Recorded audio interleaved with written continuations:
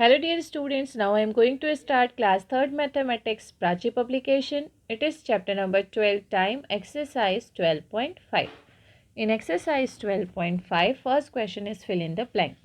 यहाँ पर हमें ये पता होना चाहिए कि 1 वीक में कितने डेज होते हैं, किस डे की क्या सीक्वेंस है, 1 ईयर में कितने मंथ्स होते हैं और किस मंथ में कितने डेज। तो एक्सरसाइज स्टार्ट करने से पहले मैं आपको थोड़ा सा इंट्रोडक्शन पार्ट बताना चाहूँगी। There are 7 days in a week. 1 week में कितने डेज होंगे? 7 डेज। कौन कौन से? Monday, Tuesday, Wednesday, Thursday, Friday, Saturday and Sunday. And the months having the number of days are given below.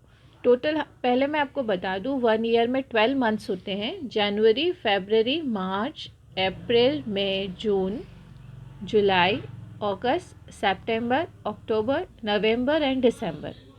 अब किस मंथ में कितने डेज होते हैं ये देखते हैं। जनवरी 31 डेज, फरवरी में 28 डेज होते हैं और 4 ईयर्स के बाद जो फरवरी आएगा उसमें 29 डेज होते हैं। मार्च 31, अप्रैल 30, मई 31, जून 30, जुलाई 31, अगस्त 31, सितंबर 30, अक्टूबर 31, नवंबर 30, दिसंबर 31। इस तरह से हमें टोटल 365 डेज होते हैं 1 ईयर में, और अगर लीप ईयर होता है तो उसमें 366 डेज होते हैं। A year which is exactly divisible by 4 is called a leap year. Leap year किस ईयर को कहते हैं? जो ईयर 4 से पूरा डिविजिबल होता है। अब हम सॉल्व करते हैं हमारी एक्सरसाइज 12.5, जहाँ पर हमें फिल इन द ब्लैंक्स को फिल करना है। Tuesday comes after. ट्यूसडे किसके बाद आता है? मैंने अभी आपको बताया नंबर ऑफ डेज। मंडे के बाद क्या आया था? Tuesday. Friday comes before. Friday किसके बाद आता है? Comes before Saturday.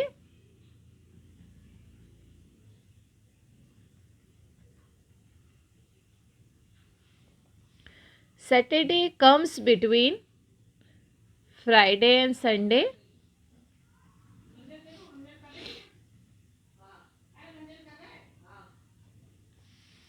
The first month of the year is January and the 6th month of the year is June. इस तरह से आपको फिल इन द ब्लैंक अपनी CW में नोट करने हैं। Now we will solve question number 2, true false. The 9th month of the year is September. True. November comes between October and December. True. January is the last month of the year. False. January is the first month of the year. 12 days is equal to 1 week. False. 1 week is equal to 7 days. 7 months is equal to 1 year. False. 1 year is equal to 12 months. इस तरह से question number 2 भी आप अपनी CW में note कर लीजिए। अब हम सॉल्व करेंगे question number 3। Now we will solve question number 3। Question number 3 convert into days. यहाँ पर हमें जो वीक दिए हैं, मंथ दिए हैं, इन्हें हमें डेज में कन्वर्ट करना है। मैं फर्स्ट क्वेश्चन आपको कॉपी में सॉल्व करके बताती हूँ। हम सबसे पहले लिखेंगे 4 वीक्स को हमें डेज में कन्वर्ट करना है। We know that 1 week is equal to 7 days. 1 week में कितने डेज होते हैं? 7 डेज होते हैं।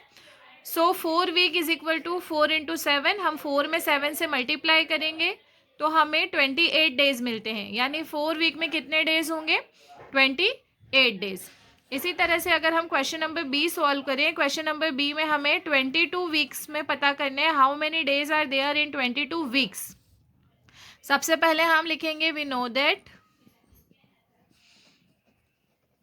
1 week is equal to 7 days. So 22 weeks is equal to 22 into 7 days.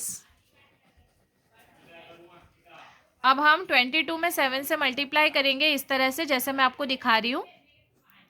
7 2 ज़ा 14, कैरी ऑन 1।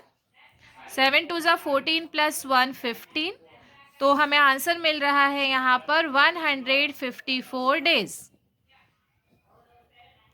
इस तरह से हम वीक्स को डेज में चेंज कर सकते हैं।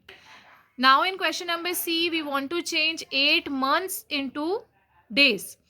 सबसे पहले मैं आपको बता दूं 1 मंथ में कितने वीक्स होते हैं। 1 month is equal to 4 week. So 8 months is equal to 8 into 4, it means 32 weeks. Now we know that 1 week is equal to 7 days. So 32 week is equal to 32 into 7 days. Multiply उसी तरह करेंगे normal, जैसे मैंने आपको सिखाया है multiply करना। 7 2 ज़ा 14, कैरी ऑन 1, 7 3 ज़ा 21 प्लस 1 22। तो इस तरह से हमें आंसर मिल रहा है। क्वेश्चन नंबर सी का आंसर हमें मिल रहा है 224 डेज। इसी प्रोसेस को फॉलो करते हुए हम क्वेश्चन नंबर डी सॉल्व करेंगे। Question number D is 11 months 3 weeks.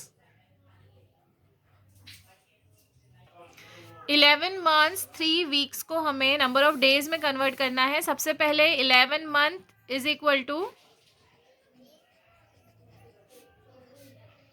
11 into 4 weeks, यानी हमें कितने वीक मिल रहे हैं 44 वीक्स।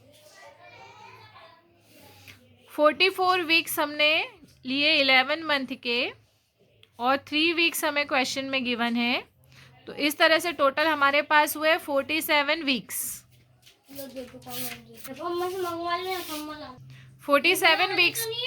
47 वीक्स को अब हमें नंबर ऑफ डेज में कन्वर्ट करना है। तो 47, 1 वीक में 7 डेज होते हैं। हम 47 को 7 से जैसे ही मल्टीप्लाई करेंगे, ये जो वीक्स हैं ये डेज में कन्वर्ट हो जाएंगे।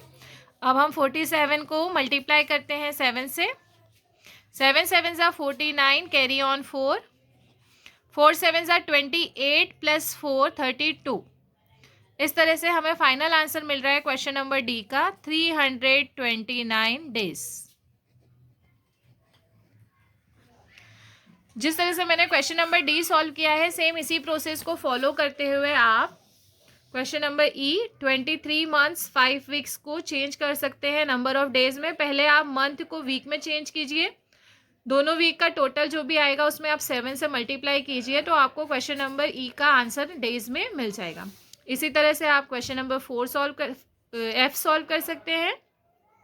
एफ में आपको 14 मंथ्स और 14 वीक्स गिवन है। पहले आप मंथ्स को वीक में चेंज कीजिए, वीक से वीक को प्लस कीजिए, और जो भी आपका आंसर आ रहा है उसे आप 7 से मल्टीप्लाई कर देंगे, तो आपको नंबर ऑफ डेज मिल जाएंगे। इस तरह से हमारी एक्सरसाइज जो है यहाँ पर वो कंप्लीट हो रही है। एक्सरसाइज 12.4 हमारे यहीं पर कंप्लीट हो रही है। साथ ही साथ हमारा चैप्टर 12 भी यहाँ कंप्लीट होने जा रहा है। आई होप आपको चैप्टर 12 बहुत अच्छे से समझ में आया होगा। अगर अभी तक आपने हमारे चैनल को सब्सक्राइब नहीं किया है तो प्लीज़ चैनल को सब्सक्राइब करें, साथ ही साथ बेल आइकन ज़रूर प्रेस करें, वीडियो को लाइक करें और शेयर करें। Thank you. Have a nice day everyone.